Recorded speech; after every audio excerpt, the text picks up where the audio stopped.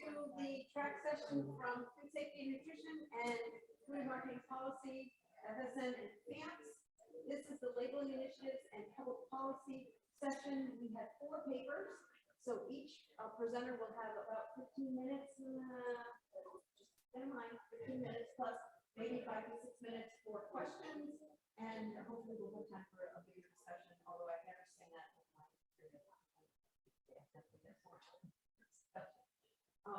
So the papers are, for more information, I will be presenting on who's looking at GM and non-GM labels. Nick Rose will be presenting on consumer and food industry perspectives on the National Bioengineering Disclosure Standard.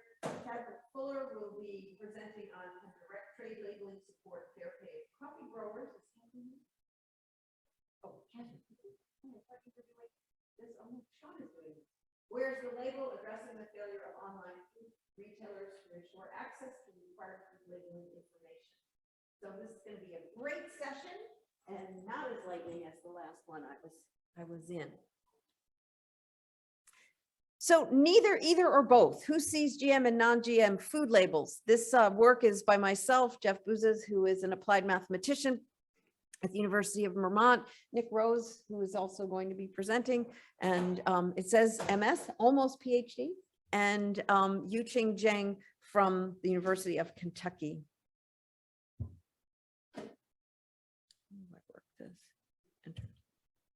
So the National U.S. Bioengineered Food Disclosure Standard, the NBFDS, mandates disclosures on foods containing genetically modified ingredients while allowing voluntary non-GM claims to coexist in the marketplace.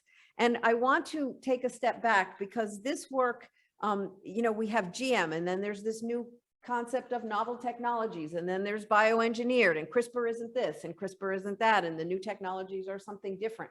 So because this paper deals with a lot of different technologies, we just say GM. It's a catch-all, but it means all of the above right now. We use cross-sectional survey data, accounting for error term correlation and controlling for demographic variability. And we describe the types of GM food labels seen by respondents and quantify the association of other label reading behaviors and demographic characteristics on seeing GM or non-GM labels in the actual marketplace. The U.S. was the 65th country requiring mandatory labeling of products produced or partially produced using GM ingredients. The food disclosure, the NBFDS, was implemented on January 1st, 2020, although it was introduced voluntarily across the country as early as 2018. For small food manufacturers, the implementation date was January 1st, 2021, and mandatory compliance went into effect on January 1st, 2022. So that's mandatory compliance has only been in effect for about 8 months. So we're going to look at the difference between positive labels and, you can't see that. Let me see if I can move this up. I don't want to mess things up. Well, positive labels and negative labels. So in 2016, then President Obama signed the NBFDS standard into law, which directed USDA to establish a national standard to disclose certain food products or ingredients that are bioengineered. That's when the vernacular first started to change from GM to bioengineered. The labels are considered positive labeling initiatives because they signal that a product contains GM ingredients. So this isn't positive is good, negative is bad. This is contains and does not contain. And so we have the bioengineered labeling logo there. And of course, well, most people probably know that it can also be a smart label in terms of something that you scan in the supermarket, but that scan does not necessarily get you to bioengineered. It gets you to the company, which gets you to the product, which may or may not get you to the disclosure eventually. The FDA, and now we have negative labels in 2015 and updated in 2019, the FDA issued guidance on the voluntary labeling of foods not derived from GM plants and separate guidance for foods not derived from GM Atlantic salmon. These labels are considered negative labeling because they signal a product does not contain GM ingredients. And this idea of positive and negative goes all the way back to Rung and Jackson in 2000. So here are some examples of the non-GMO project. This is a verified label. Then originally we saw produced with genetic engineering, or produced without genetic engineering. That should actually go over there. And then a variety of non-regulated labels. And I'm not going anywhere. It's not going anywhere. Probably it didn't download my whole presentation.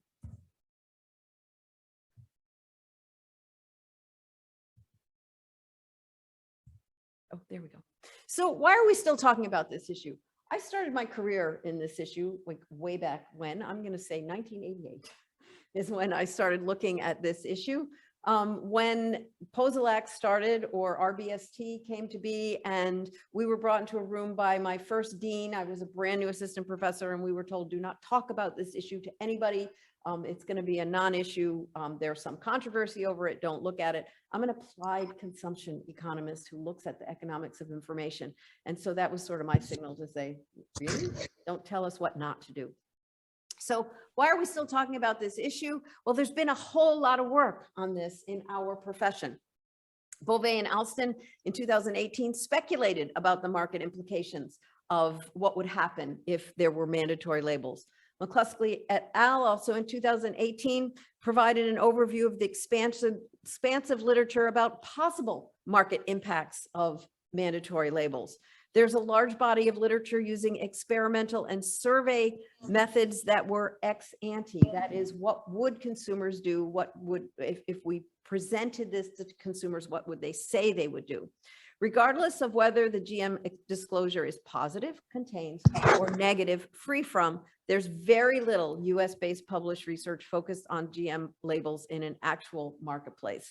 So Jason Lusk and I published something in 2018, and then colleagues and I published something in 2019 about who actually saw these labels in Vermont. And just as a background, about 50% of people actually saw the label, and about a third of those said they used the label to make a decision, and 5% of those said it influenced their decision rather than revealed their decision.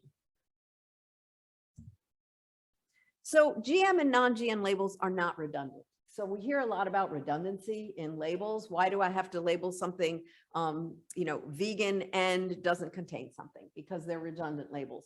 Well, I think in the marketplace, for those of us who are interested in food policy or know about nutrition, sometimes these labels are redundant for us because we know that eggs have cholesterol, and plant-based food doesn't have cholesterol. But for the average consumer, they don't know that. So sometimes they seem redundant to us and they're not redundant to consumers.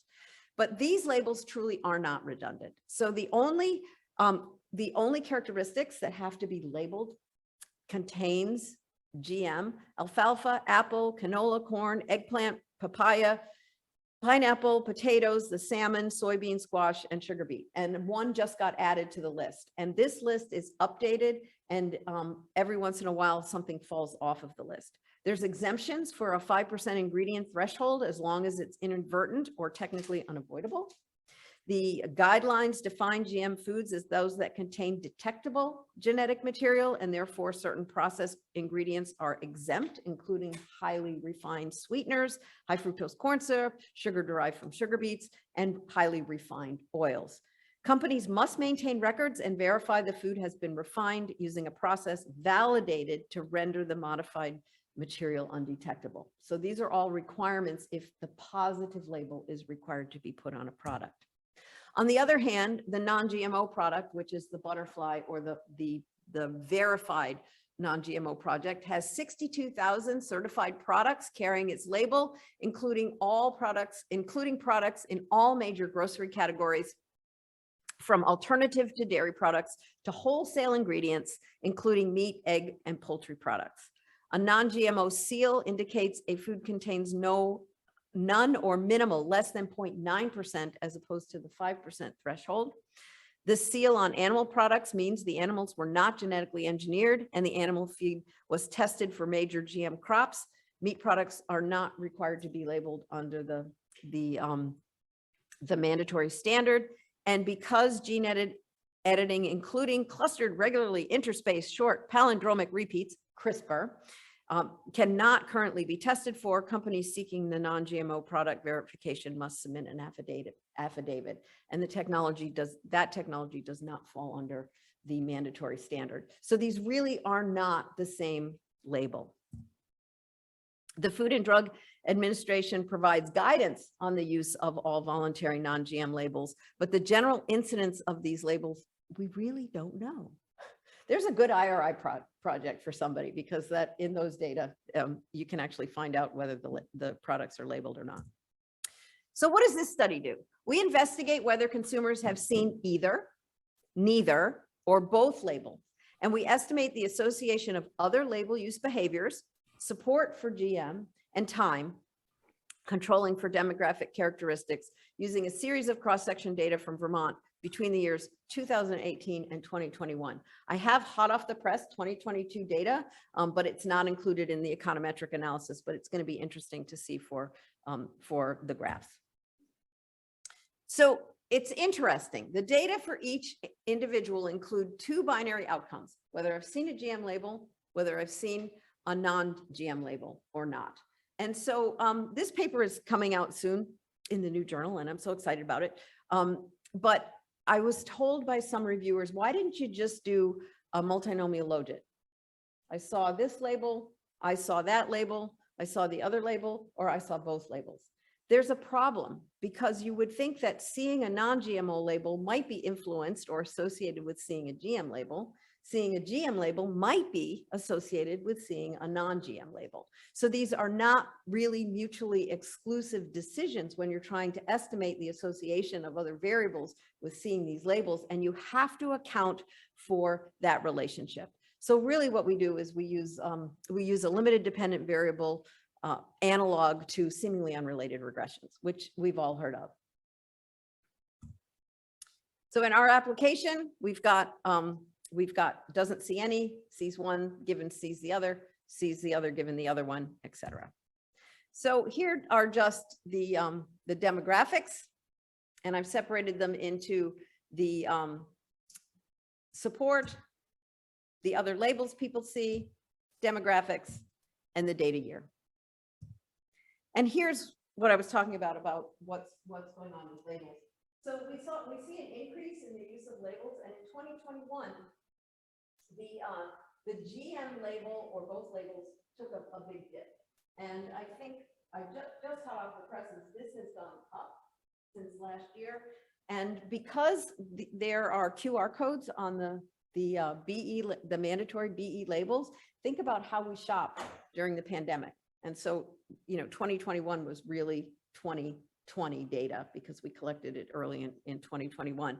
And so we were wondering, like, why did it drop off? Well, it could be that while the non-GMO butterfly is actually on a product, you see it when it comes in your cart, right? Your Instacart, you're putting it away on the shelves, and the other label doesn't really necessarily have to be on the package.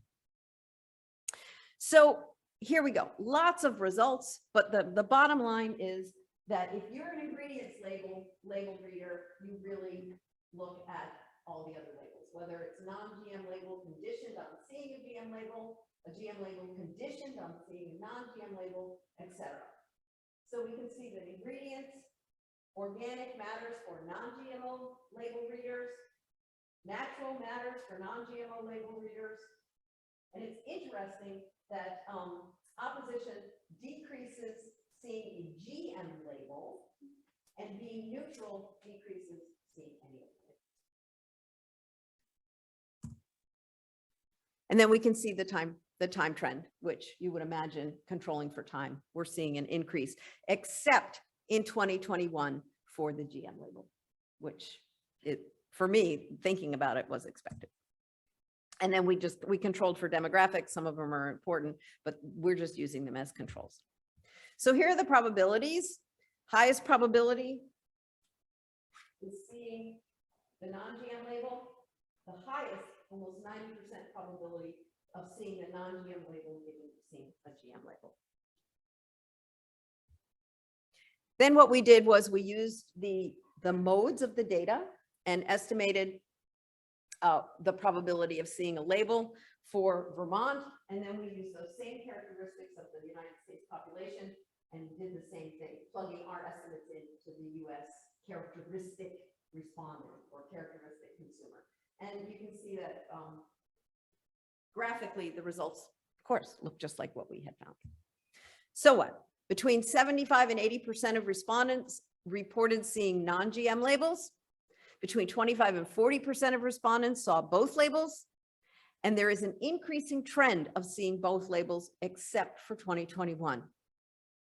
The impact of using other labels was inconsistent or heterogeneous across seeing GM labels, with the exception of using ingredients lists. Respondents who use ingredients lists were more likely to see both types of labels. Attitudes towards GM in agricultural production also led to heterogeneous results, with the exceptions of neutral. Being neutral is associated with a decreased probability of seeing both the GM and the non-GM label. So that is really interesting because it provides an indication that neither label will influence consumer perceptions. This was one of the big, it's going to be a skull and bones. Is that my end? It's going to be a skull and bones, but really it's not. And the label is not, if you're neutral, you're really not using that label at all. Both labels have an increased trajectory of being seen. The butterfly label is highly visible. The Del Watt 2017 study of using QR code technology to identify products produced using GM technologies outlines several reasons fewer consumers might actually use that smart label. It seems that happened in 2021. And this study provides some evidence that mandatory contains GM labels are currently being used as a secondary label to identify non-GM ingredients. That's really I think the bottom line. And that's the end. So we have about 5 minutes for questions.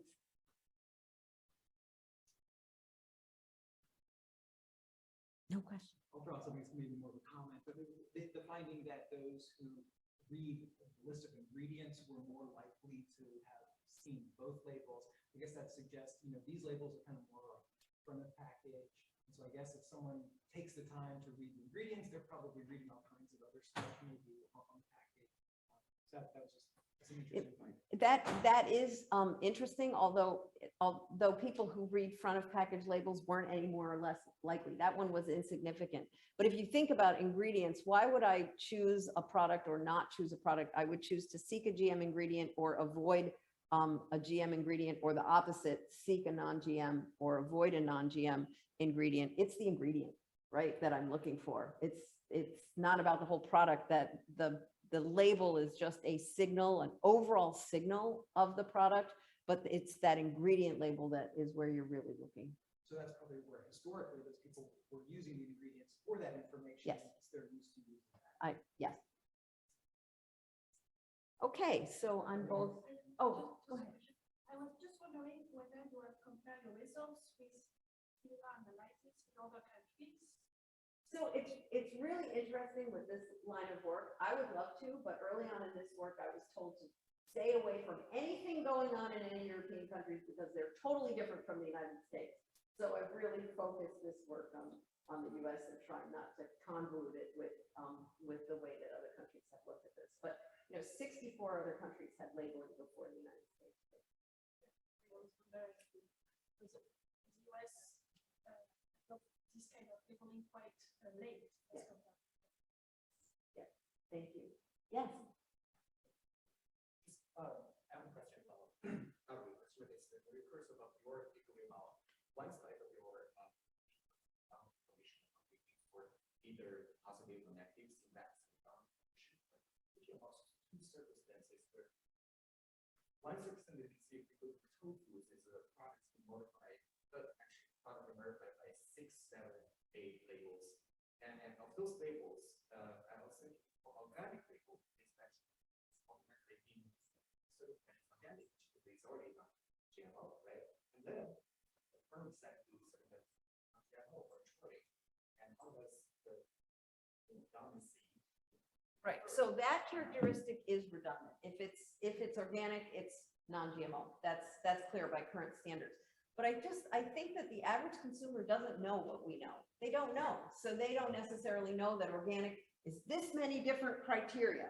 And so if you're only looking for non-GMO and don't care about other organic criteria, and you might not want to pay that organic premium, or you actually learn something because if this is the information I'm looking for and I really don't care about those. I don't know, that it's really an interesting question. But my bottom line and the thing that I've come to the conclusion about is that consumers, they don't know. And so that's why labels that seem redundant to experts are not redundant in the marketplace. They're redundant objectively. Well, no, if I don't know it, it's still, no, I would disagree with the word objective. Service taxes that I mentioned is, if you think about tomato, for example, the level of riskiness that the ingredients exposed to GMO is different. So for example, tomato rice, that's almost, they can still certify themselves as non-GMO, but it's basically no GMO tomato rice.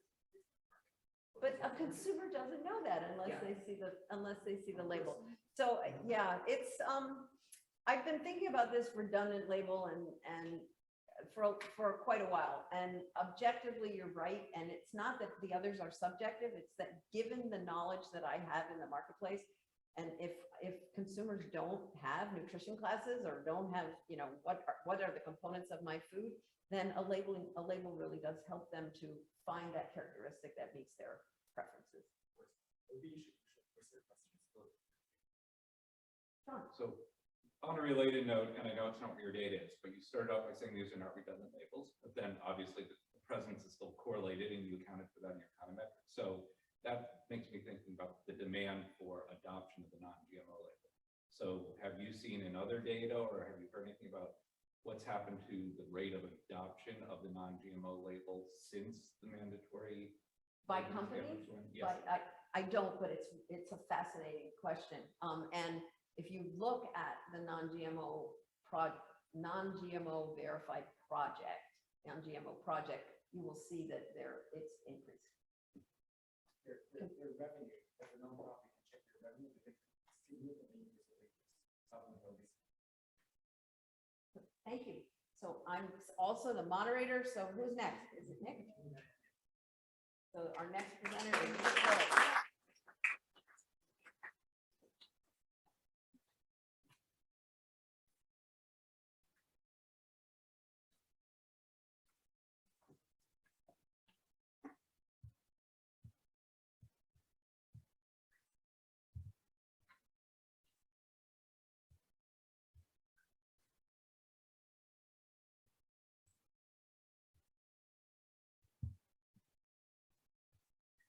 Can we get rid of this? Does anybody know how to get rid of this thing?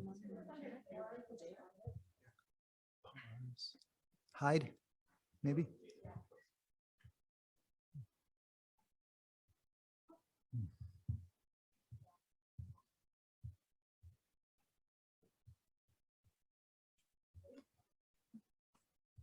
That works. Okay, cool. All right, great. If your Yes. presenter notes are going out over Zoom, it's only 4 or 5 people on Zoom. but Okay. just so you know. Okay. So- Yeah, I'm not going to waste my time on that. Thank you for letting me know that. It's great to be here, and it's perfect to follow Jane, because we're going to kind of continue talking about this mouthful of the National Bioengineering Food Disclosure Standard. I'll probably refer to it as the USDA label today, because I'm actually going to be talking a little bit about the Vermont GMO label, and then I'm going to talk about the USDA BE label. So I'll kind of refer to them as the Vermont label and then the USDA label. I just want to, we just looked at who's seen labels, and I'm curious. This is, as we just saw, this is an image of one of the optional disclosures that the USDA is suggesting, which is kind of blown up here that we're diving into today. I'm just curious, has anyone in this room seen this label on a food package? I've seen it on one product. In black and white. Okay, you have seen it? Okay. So no one, Jane and I are the only people in this room who have seen this label on a package of food. Only seen it in industry press. Okay, all right. Okay, that confirms where I'm going with this presentation. So a little bit of just kind of an overview of where we're going today. As I mentioned, we're going to start just to give a little bit of a background on the USDA label standard, and to understand that, we're going to talk a little bit about what happened in Vermont prior to the development of the USDA standard. And then I'll get into the present study where the objective was to describe the degree to which the USDA standard is aligned with the opinions of consumers and the degree to it's aligned with the food industry on the labeling of GM foods.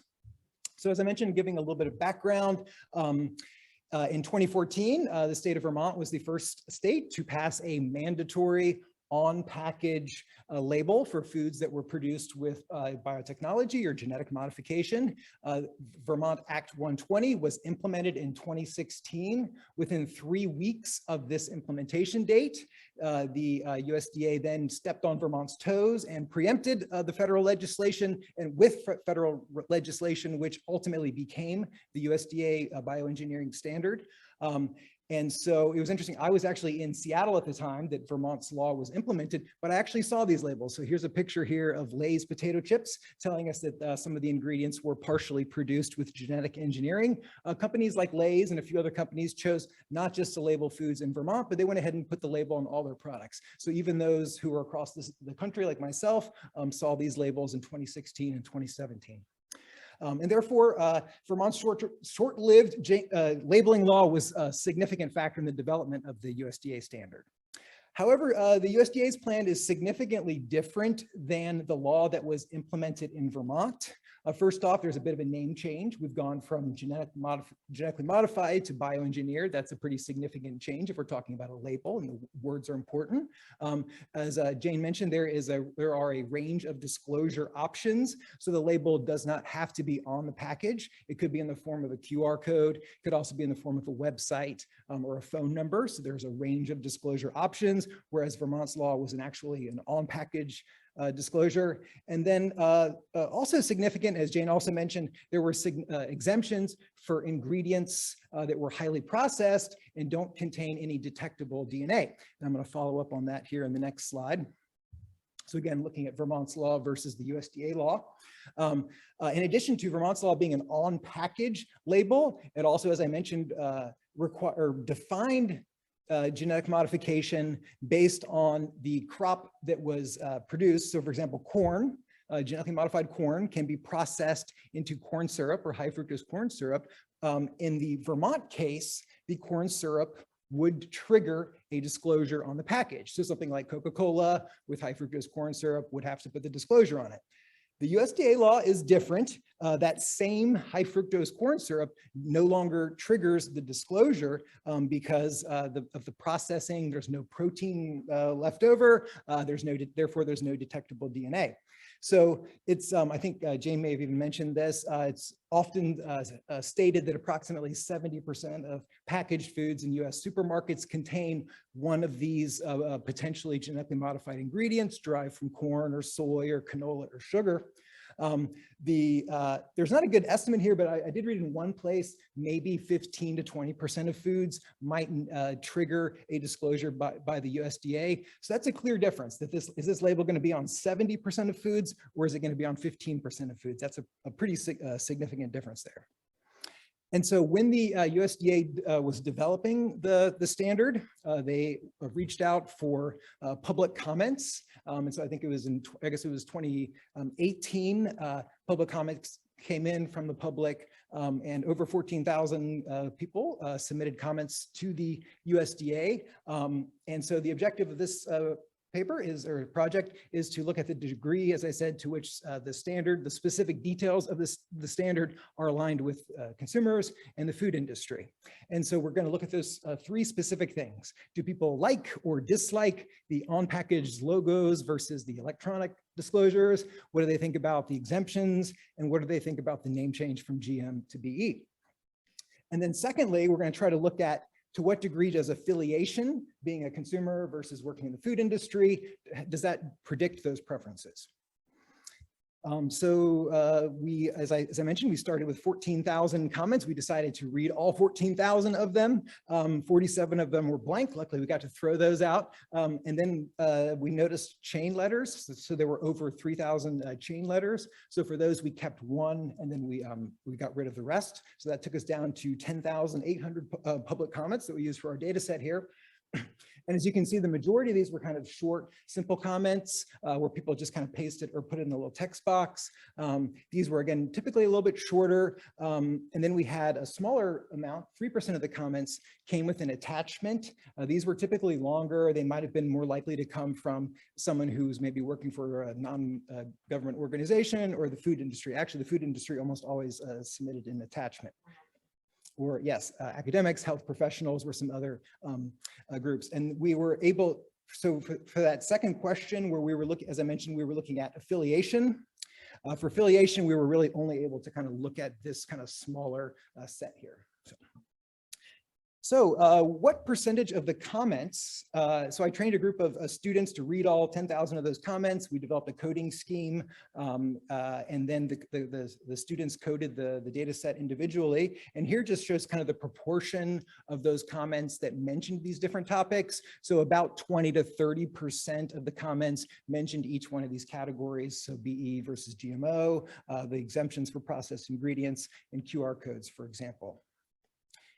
And then this breaks that down to show the level of opposition in red. So I see a lot of red here, a lot of opposition. So obviously it's kind of over 90% of these comments were opposed to the use of the term BE, opposed to the exemptions, and opposed to the use of QR codes as opposed to on-package labels, which actually on-package label, that was the one thing that people were more supportive of, as we can see here. And then here's just some kind of representative quotes to kind of show you how we converted these comments or quotes into the different categories there. So for example, like looking at the on-package statements versus electronic disclosures, some people said that, you know, they want clear on-package labels. They want text to say produced with genetic engineering. They don't want to scan a QR code. QR codes are discriminatory. And what if I don't have my cell phone with me? So these are just some examples of some of the quotes that got coded into these categories for opposition to the QR codes. And then the next category here is the exemption for the processed ingredients. Here's again, just some kind of representative quotes. I want to focus on the one at the bottom there. That's actually by Mars. So the candy company, they were ready to comply with Vermont's labeling law. And so they respectfully requested that the AMS deem labels that comply with Vermont's GE labeling law as compliant with the USDA standard. So they were ready to go with this. And they kind of wanted, they didn't think that the exemptions for processed ingredients were a good idea. And then for the idea of bioengineered versus GM, again, just some kind of representative quotes. There's a lot of concerns here of people are going to be obfuscated with these friendlier terminologies that's unfamiliar to consumers. So there's a lot of concern with this, just kind of like maybe misleading the public with this kind of name change.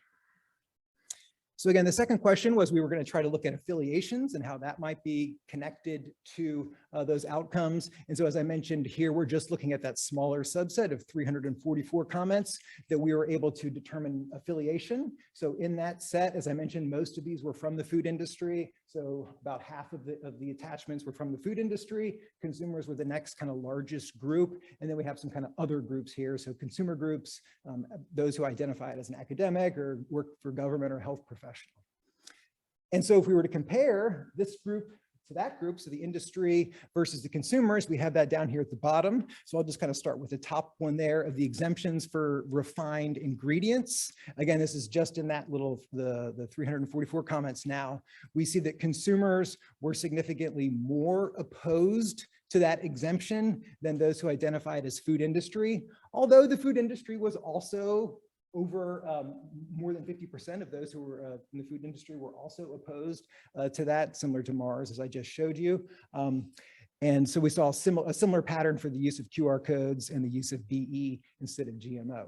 So we've got, the comments are largely opposed to, some of these specific details. And we do see definitely a trend of consumers being more opposed to these specifics than the food industry. And this was an additional theme that we saw while reading these comments. Almost half of the comments expressed frustration with what they perceived as deceptive labels, misleading the public. Many talked about the revolving door between the food industry and the USDA. We were kind of surprised how frequently this showed up. But here's just some examples of people being disappointed with the USDA. The government is intentionally misleading consumers, and more about kind of deception and those types of themes. And so in summary, as I mentioned, the comments were overall supportive of the effort to label GM foods. I didn't put this in the presentation, but we also looked at, was the comment overall supportive of the effort to label? And about 90% of the comments were kind of overall supportive of the effort to label, but they were mostly opposed to the specific details of how this label is being implemented. So as the topics that we talked about. And then it does seem that we can kind of state that the USDA plan is more aligned with the perspectives of food industry rather than consumers. So, this plan's, it's not really giving the public the transparency that they're looking for.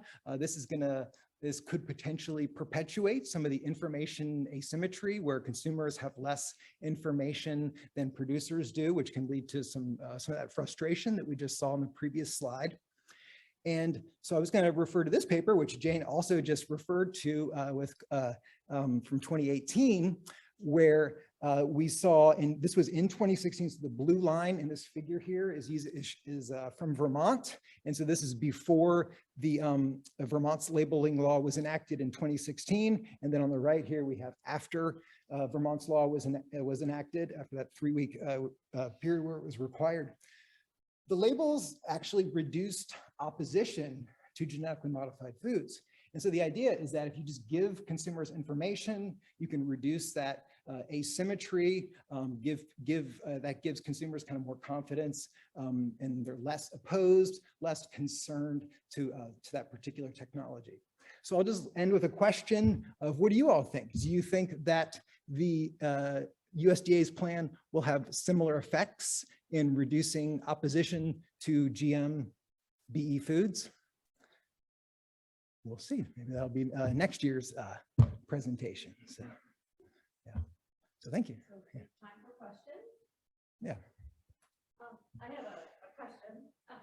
So with those chain letters that you dropped, did you then put weights back in? Because if you got a bunch of people who are responding to an advocacy group, and it just they're putting it in, those should still count as comments. I agree, and we did keep, when we didn't throw them out, we kept the number of attachments, so we can present it in both ways. So we can show just the number, these figures were just based on one comment for each chain, but we still have the ability to go back to show the full data set. So yeah, because it's possible that all those chain letters were on the other side, I guess. Yeah. Question. So consumers then who would write a letter for something like this have to be really motivated. Right, and I think that's one of the biggest limitations here is, the fact that we don't have a representative sample. It's people who are maybe more opinionated, maybe on both sides, but I think we saw maybe more opinionated on one particular side. So, yeah. So when you say what is this? This is a census of people who responded to a federal register request. So it is a population of people. And you could also argue that, maybe the majority of the public really doesn't care about this issue. And so the people that we're hearing from, it's true, they're going to be further, more concerned, but it's at least representing the voices of those who care about this issue, maybe.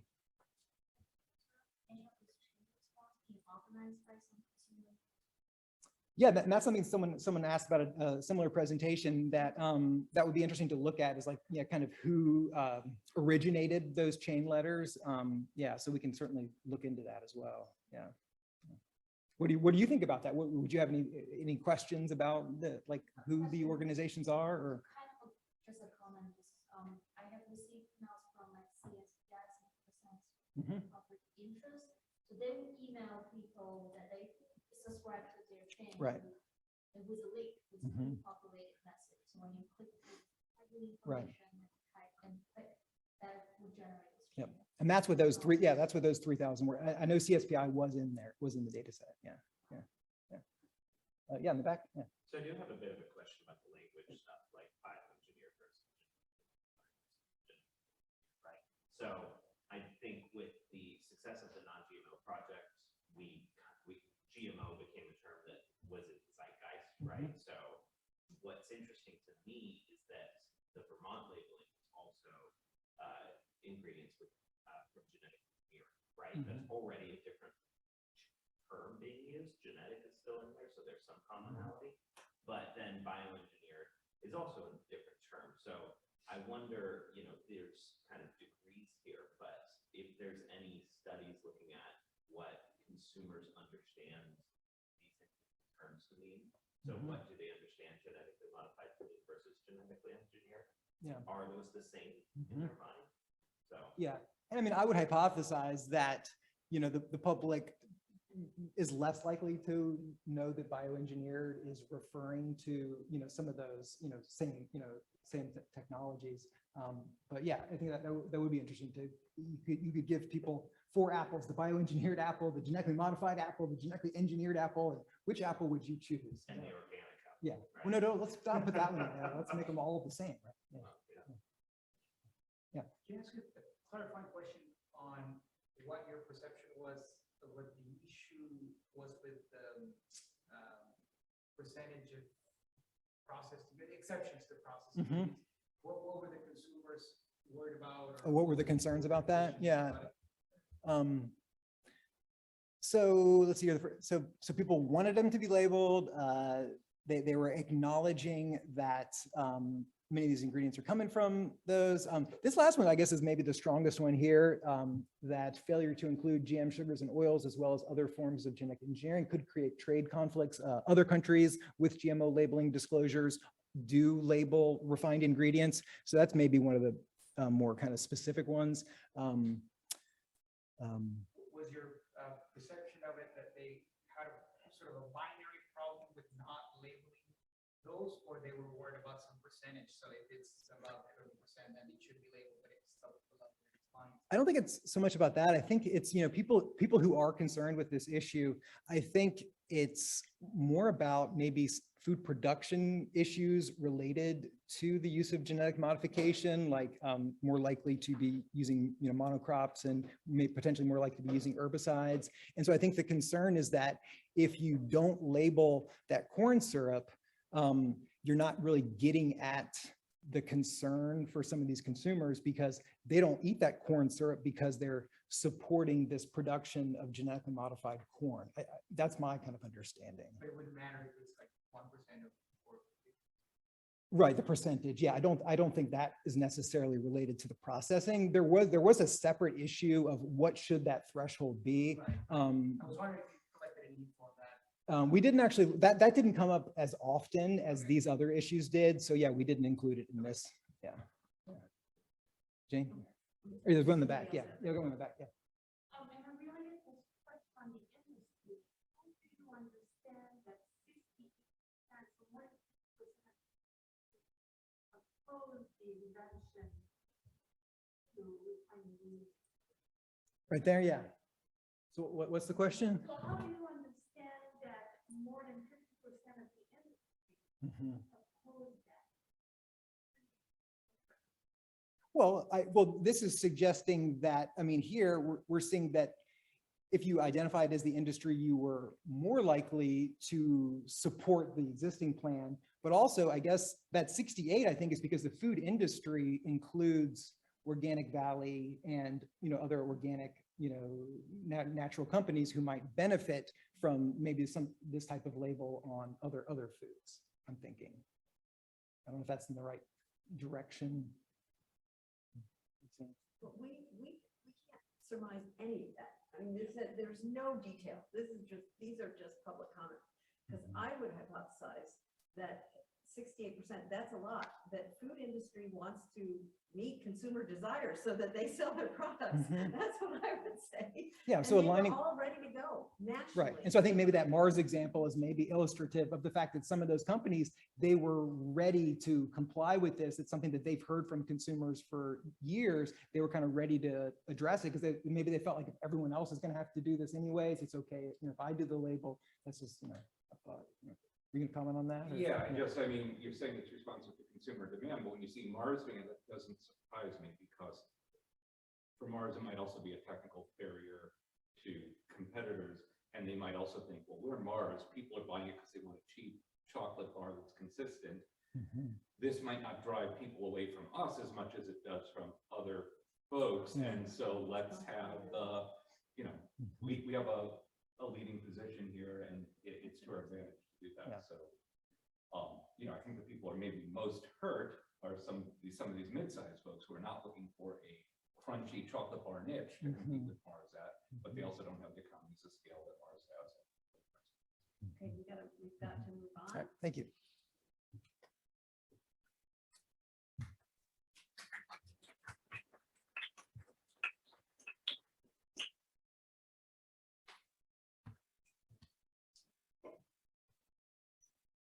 Our next presenter is Catherine Fuller, can direct trade labeling support fair pay of coffee growers.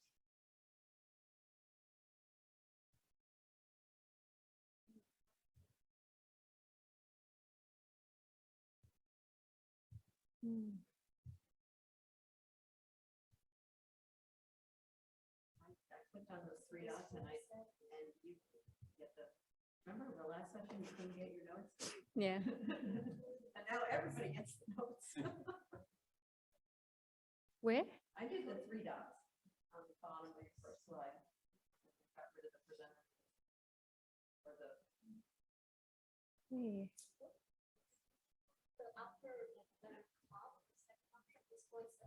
oh, you don't see what's on there. Oh no.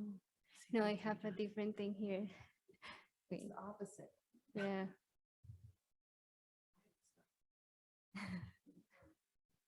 No. Wait.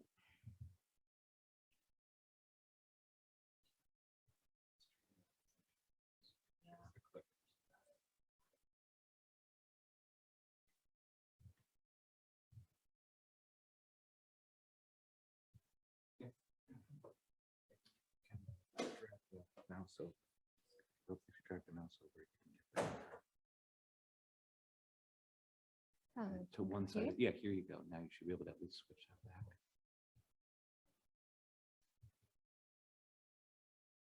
So do you want duplicate or spot? So you Oh, want- that's better. okay. Thank you. Okay, so I'm Catherine Fuller. Today I'm presenting research that I made with Carola Gravidus, and it's called Can Direct Trade Labeling Support for Pay for Coffee Growers. This was part of my dissertation. And a little bit of background of the coffee market. This is a 20 billion industry. Approximately 646 million cups are drunk per day. 54% of adults drink coffee, and about 125 million people worldwide depend on coffee for their livelihoods. I found these on the news a couple of years ago. So in 2017, 18, 19, Starbucks was opening a store in China every 15 hours. And I found that very surprising. And then about the coffee market, the global coffee market has a compound annual rate of 7.6%. And to meet growing global demand, coffee is expected to double by 2050. But without improving production techniques, that could mean the destruction of millions of hectares of forests to make room for coffee plantations.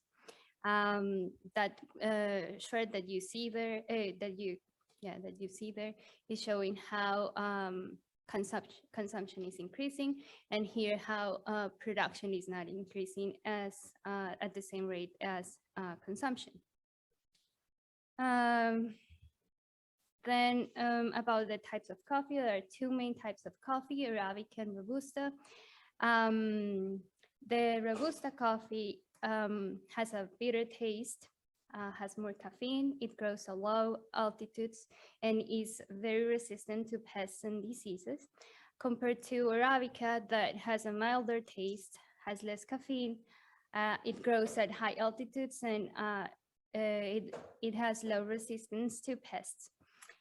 One thing that characterizes Arabica coffee is that since it grows at high altitudes, it's difficult to have picking machines up in the mountains. So a lot of the picking is by hand, and that also translates to a better quality of coffee because farmers are picking the ripest beans. Another important difference is price. Arabica can be 2 times more expensive than Robusta, but also there is a big difference in price. That 1 pound of coffee can cost from $1 per pound to $500 per pound, depending on different characteristics of the bean, altitude, and different coffee profiles. So originally coffee farming was done in the shades of trees, and it was providing a natural habitat for many animals and insects and approximating a biodiversity of a natural forest. So farmers were using fruit trees to shade as shade for the coffee plants, and was used also for an extra income for farmers. But due to the Green Revolution in the 80s, and what happened is that the U.S. sent money to technified agriculture. So people start changing from shade-grown coffee to full-grown coffee. So that led to a lot of deforestation and soil degradation, and a lot of water use too. So it changed from what's shown in the first picture to this part. So a little bit of history of coffee and how labels enter this whole story is in the 20s, we have the first wave of coffee where coffee was seen as like a lowest quality coffee. It was mostly a commodity coffee. There were brands that came out of in that time, like Maxwell House Coffee, Green Mountain Coffee.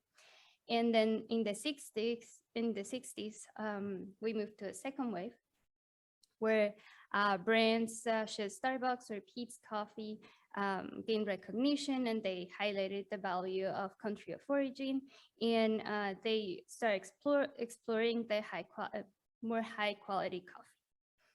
And then in 2003, they moved to the third wave, and that's where we are right now, where coffee goes beyond the brand, and it is more about the beans and where it is sourced.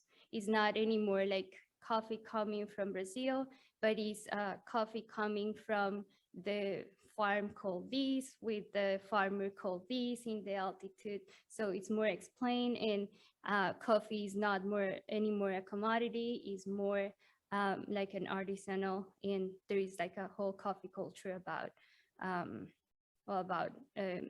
coffee profiles and all that. And then came the voluntary labels, where direct trade is one of the most recognized right now, where coffee roasters go to farms in developing countries to meet the farmers, the coffee farmers, and they agree on the price, but they stay in the farms and they try different batches of coffee, and they decide what they want, and they pay directly to the coffee farmers. So an important part of all these is that the third wave also include sustainability and the importance of sustainability in the coffee production and all around coffee.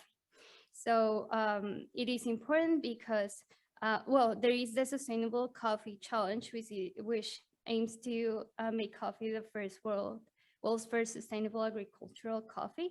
And it goes hand in hand with the Sustainable Development Goals of improving livelihoods, conserving nature, strengthening market demand, and improving productivity and sustaining supply. And it is important because of the low prices of coffee, and also because of the higher temperatures and precipitation patterns.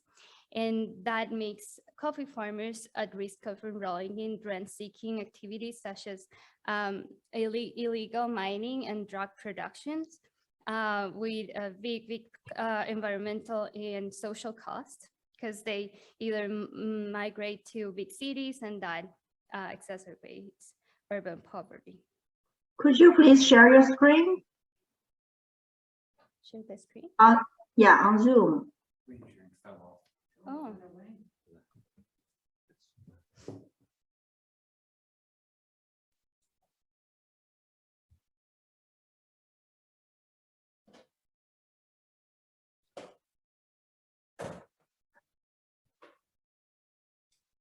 Yeah. Came back at It's least. working? Yeah, thank you. So you see that, right? They see your notes, but it's Yes, we can see your screen now. Thank you.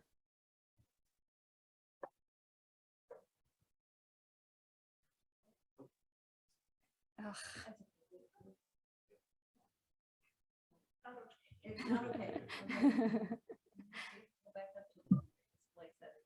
when you do that, it turns off the sharing button. Yeah. So don't switch it again.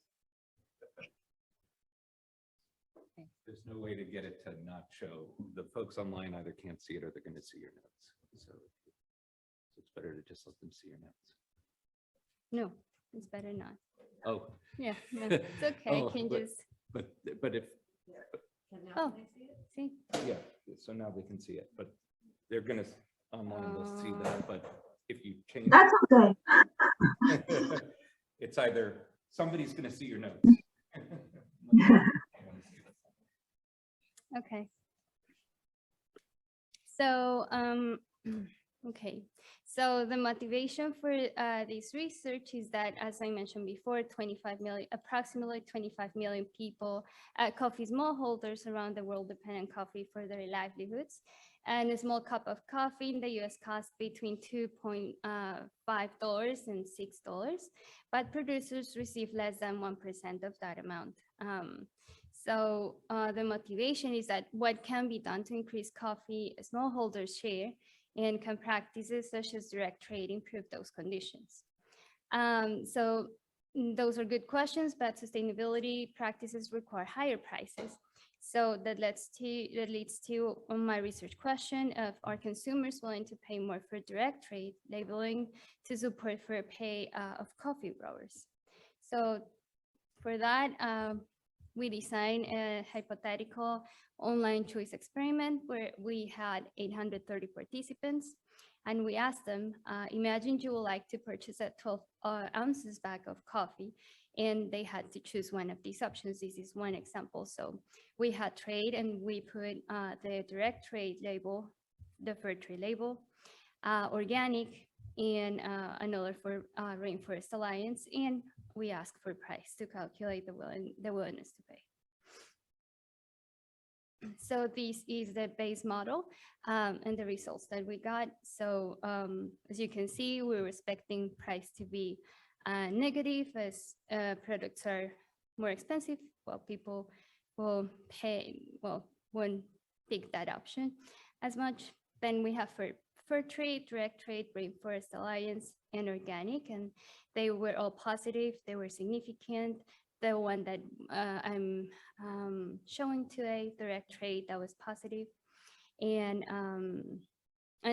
standard deviations that is significant, and that's showing heterogeneity in preferences.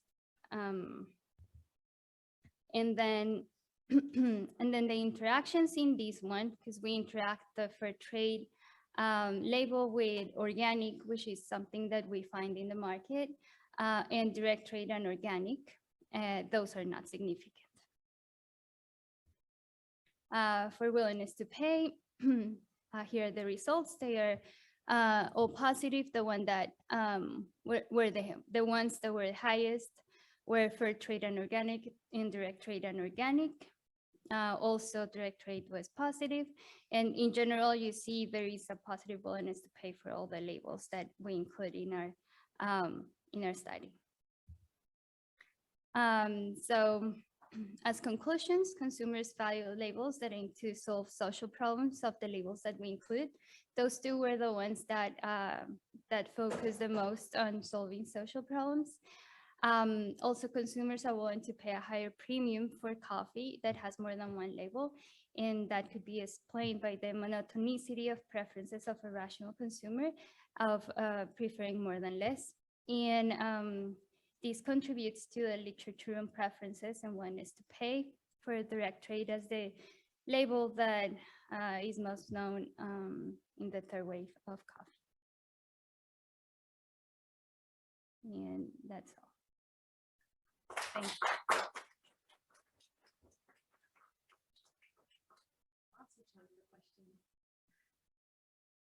Yeah. Could you explain just more what is a direct trade, how it works exactly? Exporters and importers all similar. So how does it work exactly? So that part stays the same. They just cut intermediaries as like with fair trade when they organize together and they are grouping different coffee growers, and then they need to pay those people that put together these farmers. So when direct trade happened, what is cut is that part of like they don't pay organizations or any retailer in the middle. They have that direct relationship.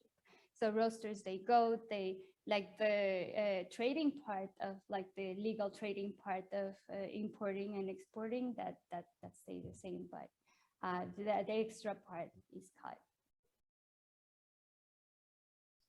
Understand, is it the intermediary between the coffee processor and the growers that you're eliminating? Is that part of the supply chain, or which part? Yeah. Okay. Yeah, that part is eliminated. So I'm curious about similar aspects. In the survey screen that you showed, there was the direct trade and Rainforest Alliance and the fair trade and Rainforest Alliance. But the price difference that you had listed was pretty significant. Where did the prices come from? Are those averages, or where's that derived? And does that change from survey to survey? And then also, why is there such a significant difference between the direct trade and fair trade label prices? That's a good question. So the prices, we took market prices of coffee with an organic label, coffee with a fair trade label. So we had an average of all those coffees, and that's the prices that we use.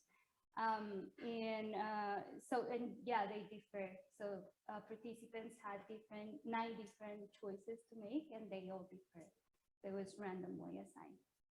So, but what is it about the programs that I guess what I'm asking is there a difference in the cost of production between a product that has direct trade and a product that has fair trade? Yeah, so for fair trade, they prefer things to be organic too.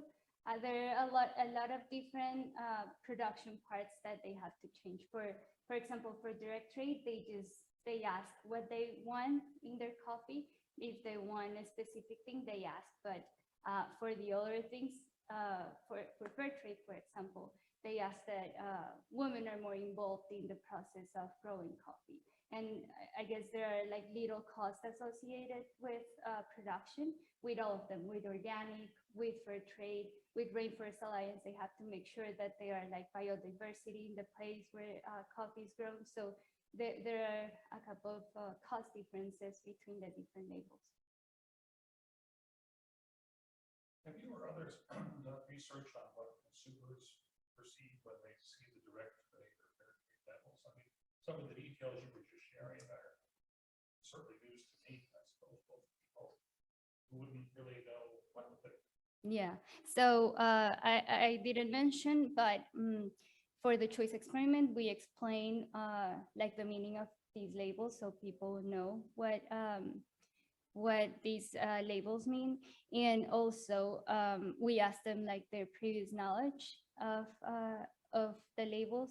So we also have data on that, and we found that people really don't know what the label they know the most is organic because it's in like more foods, but they are clueless about direct trade or rainforest alliance.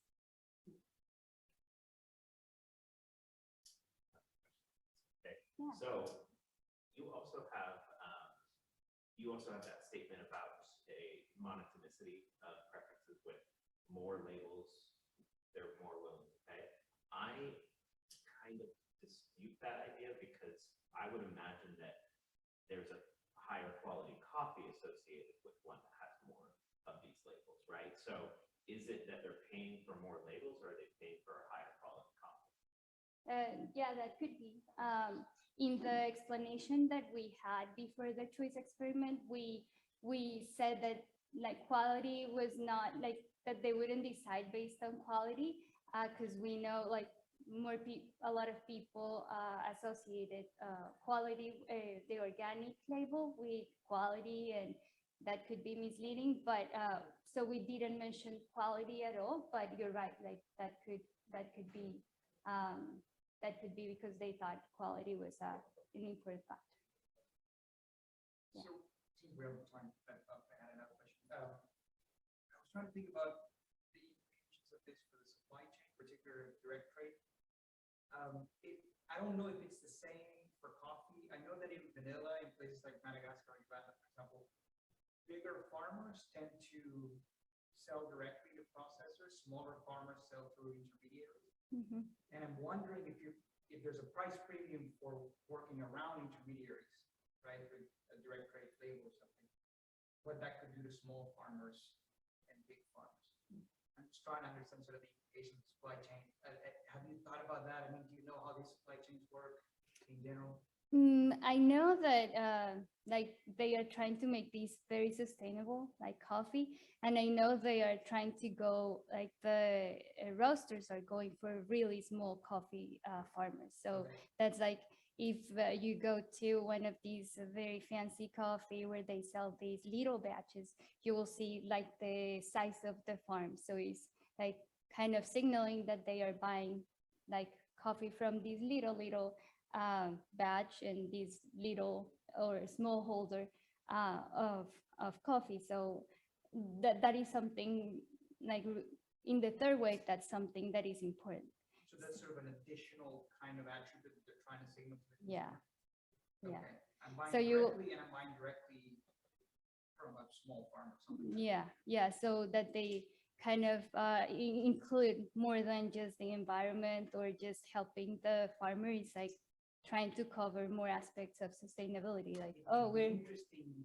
If that's the case, I think that would be really, really interesting to see direct trade and say buying from small farmers, whether those are substitute or complement attributes. Yeah. Right. So if I say I buy direct, not from small farmers, is that a negative on direct trade or yeah, that would be interesting. Yeah. Okay, thank you very much. Yeah.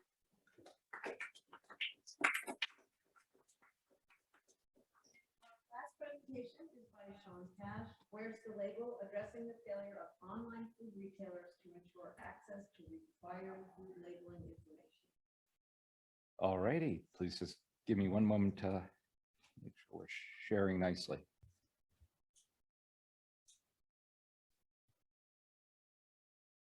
All righty, and my folks online probably cannot see anything right now, is that right?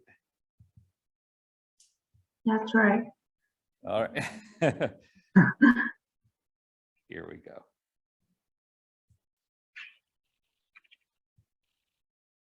All right, can you see now? Yes, thank you. Great, all right. All right, Thank you so much, Jane, for organizing this session. So I'm happy to chat about our work on online food retailers and food labeling information. And the empirics here is going to be largely descriptive. There's some things about it that I think were certainly honorable in terms of what we tried to do, but everything we're showing is fairly descriptive. The analytical work is actually more on the legal side. So I'll briefly tease some of that, and then I'll tell you where to go for more information because I am not a lawyer. But my co-author, Jennifer Pomerantz, is a public health lawyer at New York University. And really the idea for this came, she and I had several discussions around some of these things. Several other co-authors there, I won't list everyone right now. And this is from an NIH-funded project on nutrition policy. And now we're not advancing. There we go. Okay, so I do think that people are, we are advancing a lot. All right, I do think that people are generally aware of the increasing importance of online sales. Just that I can, it's showing me the notes page, but it's showing me the notes page for a later page. So good thing I don't need the notes. So I think everyone's pretty aware that online sales have just been more of a thing. I'm old enough to remember the early promise of the commercial internet was going to be that we'd be doing all sorts of things online, including buying our groceries. Webvan and some others came in the mid to late 90s, and nobody did anything with it other than new parents of with sufficient incomes would buy their diapers at 2 a.m. because they were up anyway, right? So, and it really isn't until a few years ago that we started to see a more rapid growth away from some of these niches of online groceries. And that was happening already pre-COVID, right? 2019, Amazon famously acquired Whole Foods, really to try to get Whole Foods as a local distribution network. Pilot programs for SNAP were being launched by then. And so really to make sure that there was greater access to SNAP benefits for folks who might not be able to get to grocery stores, either because of geography or physical limitations or both. But COVID-19 pandemic accelerated this, right? So a 2020 Coresight poll early on that all of a sudden over half of US consumers had purchased groceries online at some point that year. So a huge jump in the number of users who were doing this at least occasionally, as well as an increase in the total sales. Online grocery sales grew 40% in the first year of the pandemic, right? So we're moving beyond those niches because it's the SNAP online programs, making this accessible to households with lower incomes, but also perhaps older headed households that might have found the technology more burdensome, might have had greater incentives to go online to avoid the hazards of shopping in person. So really we see a broadening of that consumer base. So what's really interesting in all this and what motivated our research is that in the absence of clear requirements, the provision of things like of required and conventional food information like nutrition fact panels, ingredient lists, voluntary claims, they're very inconsistent online environments. Think about the nutrition facts panel. That requirement binds on the manufacturer, not on the retailer. It's on the manufacturer. But when you're in a grocery store, you can pick up the package. The manufacturer had to put that information, the nutrition facts panel on the package, so you can inspect it or usually ignore it. All of a sudden in online environments, it's not clear what is required to happen. So some online retailers, when we started looking around, we noticed would put things voluntarily as part of the web page. Sometimes it'd be there in a photo. Sometimes it'd be there in a really blurry photo. Sometimes you'd have to scroll down multiple pages to find a really blurry photo. So we wanted to try to capture some of that. So we want to assess the current practice as of about a year ago when we were collecting the data. And we wanted to establish a consistent methodology and baseline data for tracking market evolution and regulatory compliance. Because either the government is going to fill this niche of 20th century regulations regulating a 21st century world, or it's not going to. And if it's going to, then we want to have a way of monitoring compliance moving forward. If it's not going to, this is not a static industry. It's going to evolve in some way for some reason other than the government requirements. As well as then in this research wanted to look at what the policy levers were under current statutes. So as I mentioned, I'm only going to tease some of the legal results, but this public health nutrition piece has more details on that, and I'm happy to share that with anyone over email. All right, so just a few fast examples. What we notice when we start looking online is inconsistent provision of nutrition facts panels. So this is an organic hot dog made by Applegate, sold by Amazon. You can see here the text of the web page does not include the nutrition facts panel. It shows the non-GMO panel, very clear in a thumbnail thing, as well as clearly highlighted over here on the package, but none of those thumbnails show the nutrition facts panel. So I've got to admit, I took the screenshot over a year ago. So, you know, we've been talking about this. There's been attention, some pressure from advocates about this. I actually presented this at a food labeling conference with folks from Amazon in the room. So surely this has changed by now.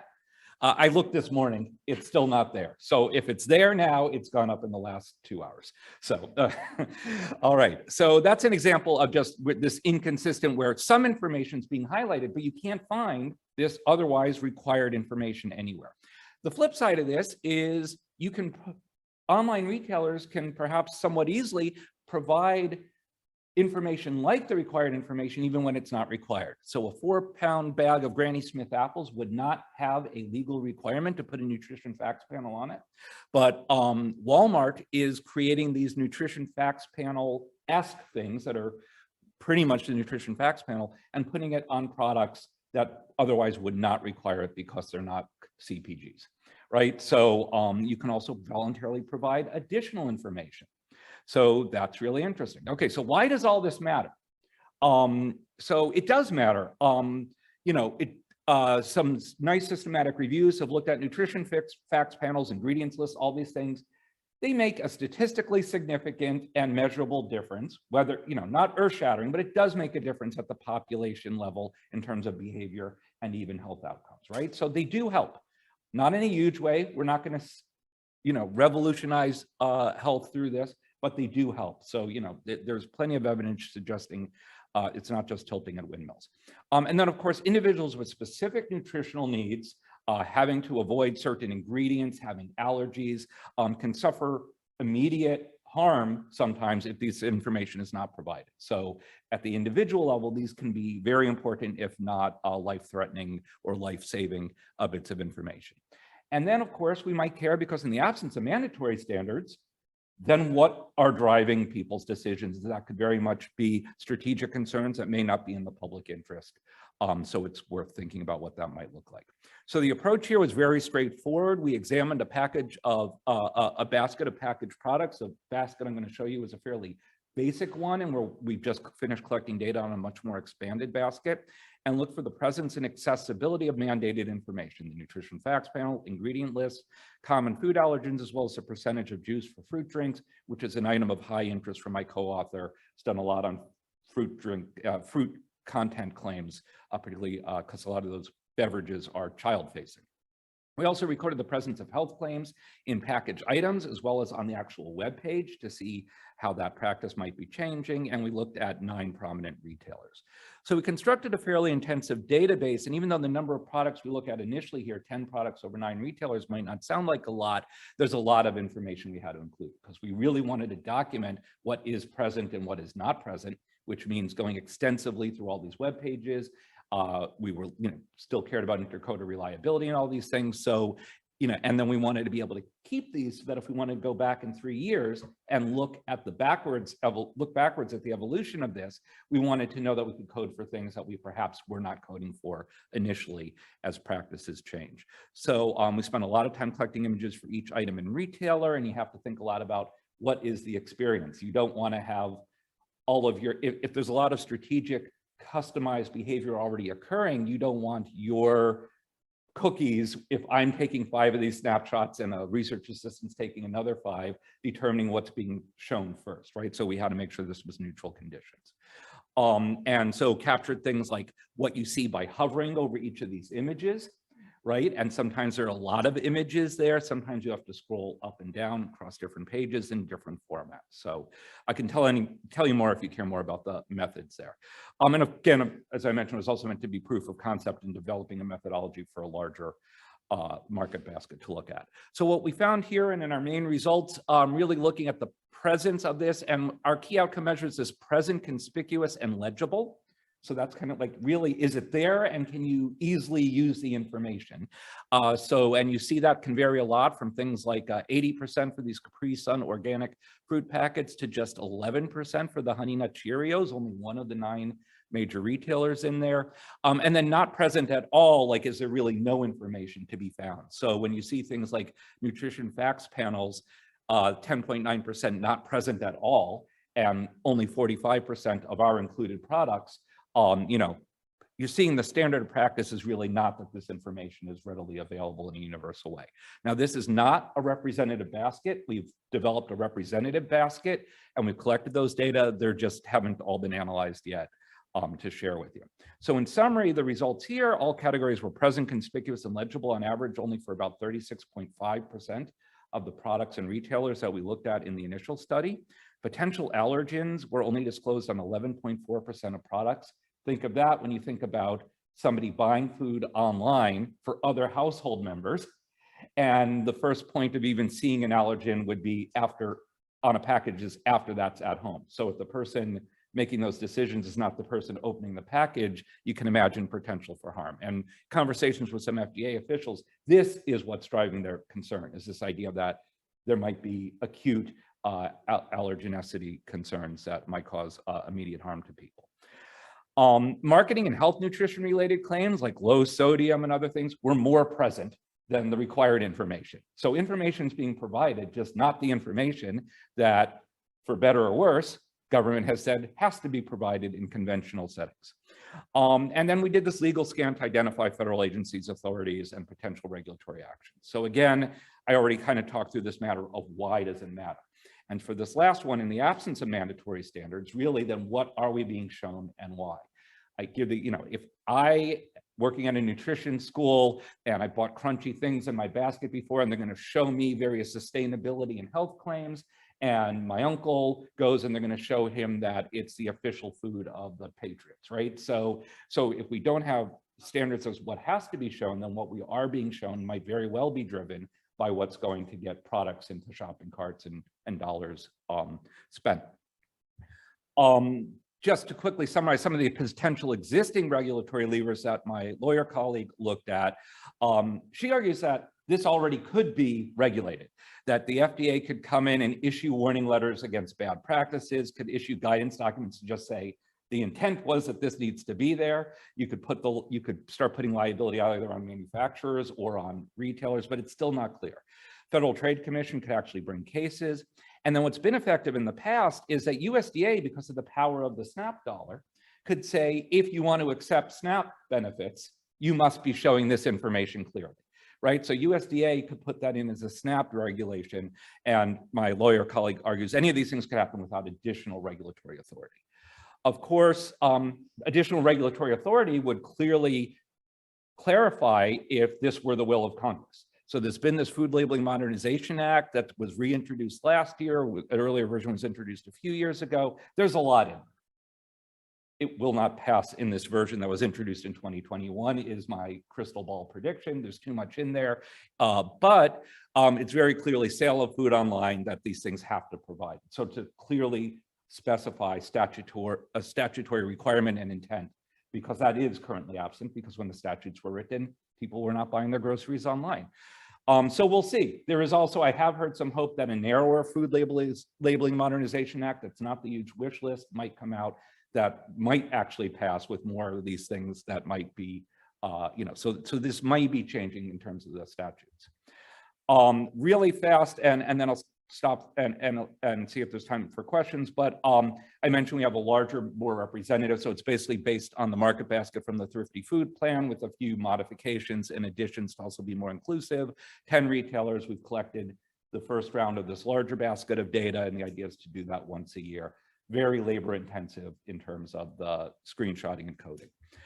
Also, because there are no clear requirements right now, it's not being regulated and it's not consistent, we've been starting to look at, well, what is happening? So one area that was of interest to one of the doctoral students at the school been working on is looking at this with sustainability and health-based claims on plant-based versus animal-sourced foods with just some analog CPG products like macaroni and cheese and things like that. And so there's a whole separate paper, but just you start to see things like, oh, look, on these plant-based products, a lot more claims of all sort, 6 times as many sustainability claims, more hedonic claims. So I guess you have to convince people that the vegan mac and cheese is going to be tasty, and so just a lot more claims in there. And we did also look at the nutrition facts panel presence or absence in these things. So it's not like information is not being provided online, right? Lots of information is being provided online. Strategic decisions are being made both by food manufacturers and food retailers.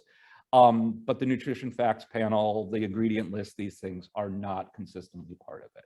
All right, I'll stop there, but I just hope that if you're interested, let me know, I'll send you the paper and you can see the legal stuff as well.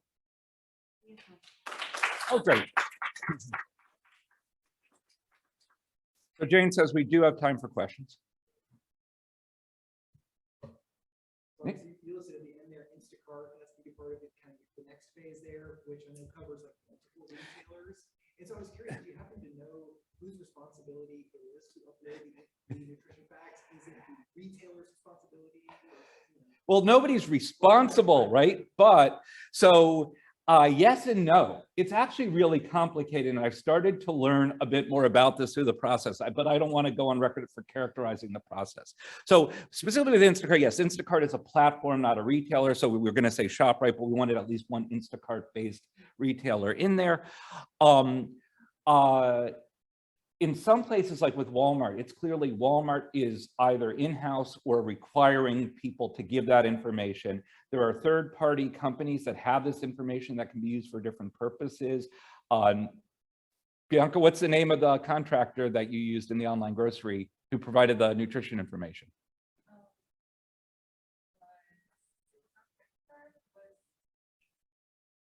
Okay, it wasn't fair of me to ask you a methods question from. So Bianca has an online grocery experiment that in her dissertation that she's just wrapping up. The database that. No, that's the recruitment. The database that populated the nutrition information in your experiment.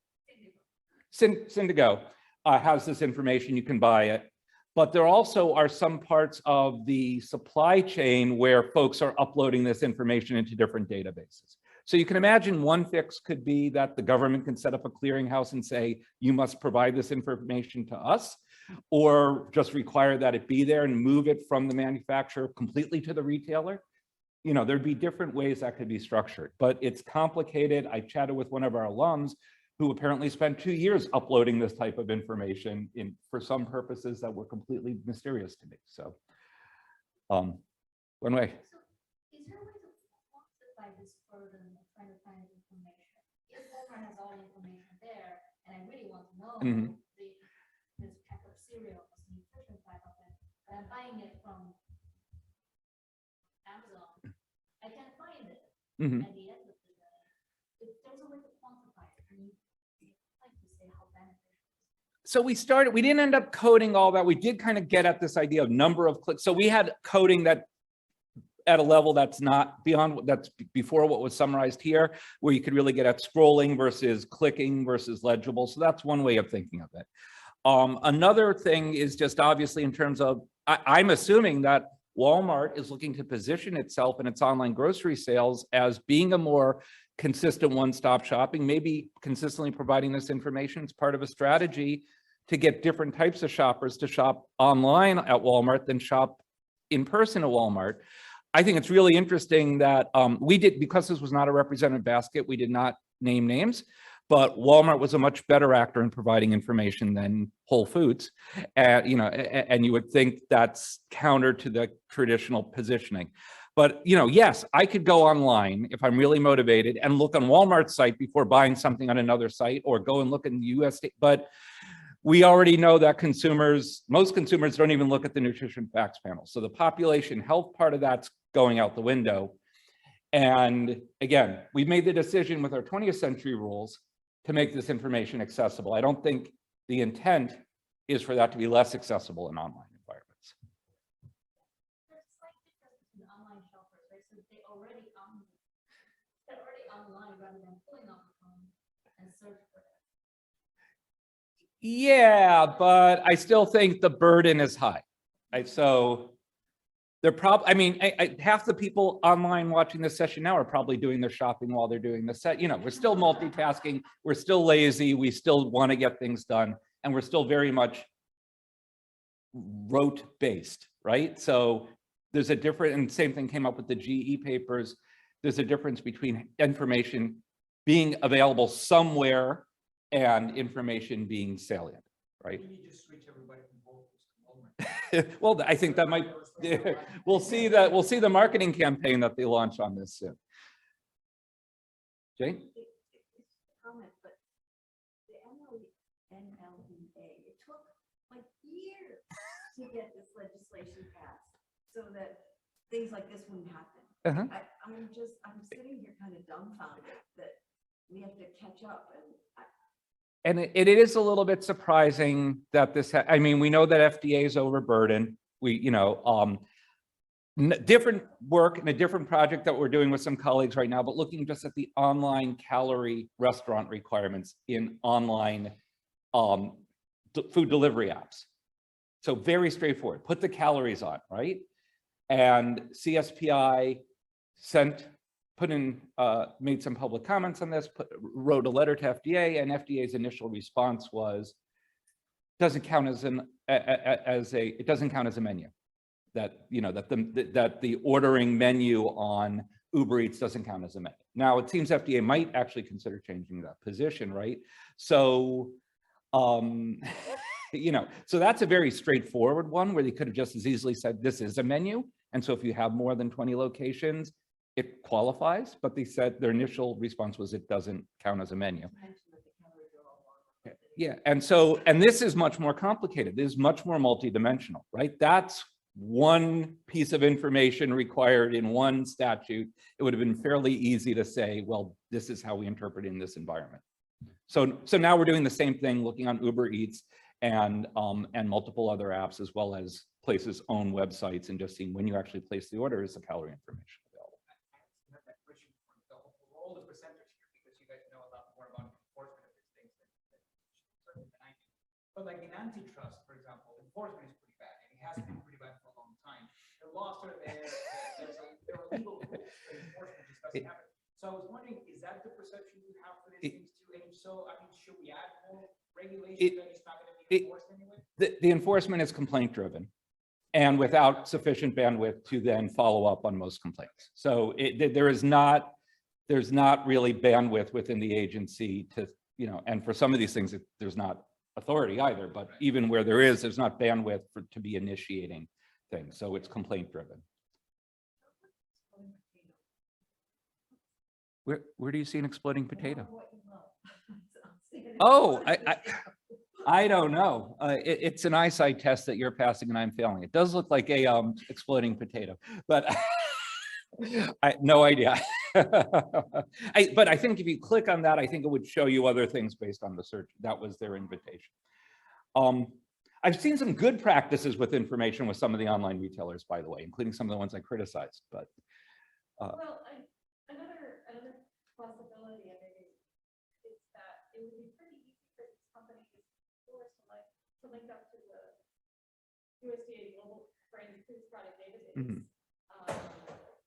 which is always inviting companies to different products to it, and like that. So, this nutrition facts, the information is there for many. It does not take a developer very long to make that information. That display. This probably get more products. well, and I mean, Syndigo is this company that has a commercial version, but yes, what might be needed is as simple as specifying something like an RSS feed type technology that, like, you will post this and have it out, because there's still issues with reformulations and everything else, but if you just have to put this on a server somewhere and have a certain communication technology, USDA could be pulling into the existing databases. It could be pulled out to all these retailers. So again, there could be a fix, but right now there isn't a lot of movement towards one.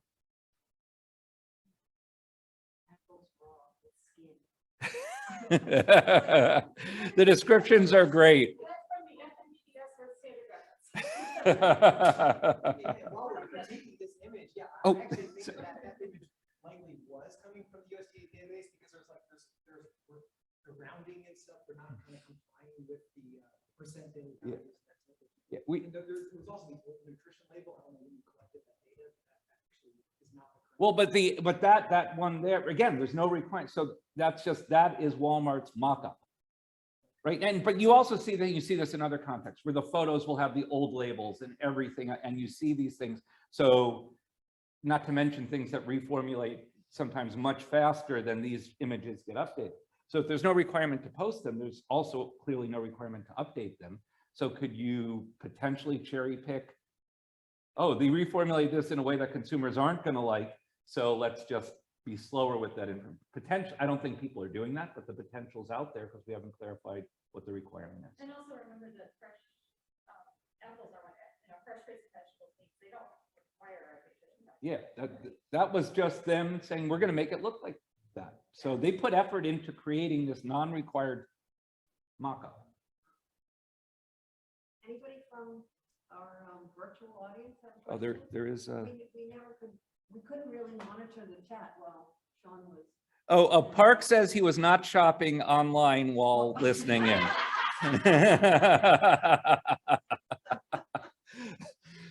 But none of the other online attendees have made the same disclaimer. So I said half, maybe 7/8. So I love sessions where I learn something. I learned a lot today. So thank you to all the presenters. Thank you.